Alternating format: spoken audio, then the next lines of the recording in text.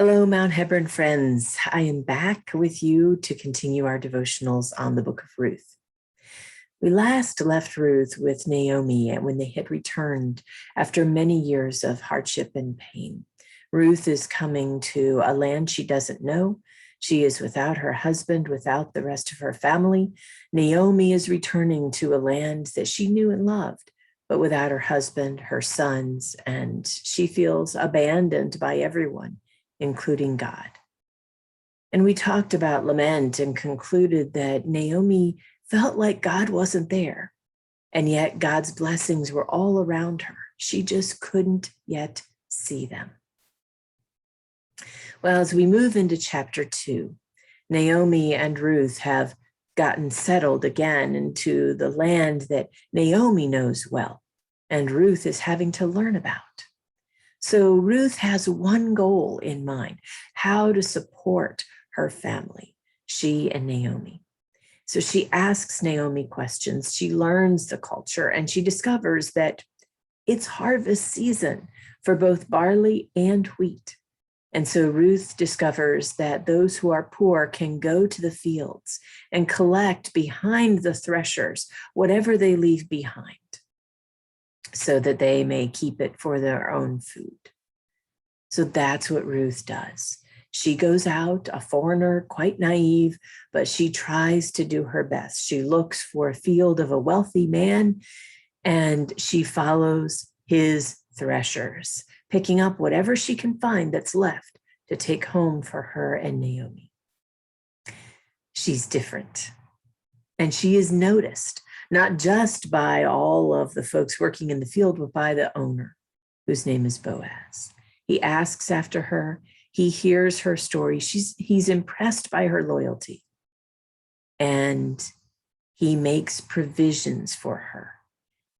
It's not an easy path or a non-dangerous path, shall we say. He specifically tells the young men to leave her alone. She is vulnerable. She doesn't have a male protector. And so he assumes that role a bit on her behalf to keep her safe. This paves the way. It opens a new path. Ruth, in trying to survive and taking the next faithful step to help herself and Naomi make it, she has discovered a new path. When she goes home and tells Naomi all that has happened and how Boaz has made a safe space for her, Naomi realizes, wait a second. Boaz is part of my family through Elimelech. Boaz could be a kinsman redeemer for Ruth. Now, Naomi had never thought of this before. Maybe she should have, maybe not. But here's an opportunity that exists. Here's a new path open that she hadn't considered. And all of a sudden, light dawns. All of a sudden, Naomi starts to see that perhaps God is working in this after all. Perhaps there's something new being done here that she needs to pay attention to. Perhaps in taking one faithful step to do the best she could, Ruth walked right in to what God had opened. Discovering a new path. It feels exciting. It feels overwhelming. It feels uncertain. Isn't that a bit of what we are trying to do right now?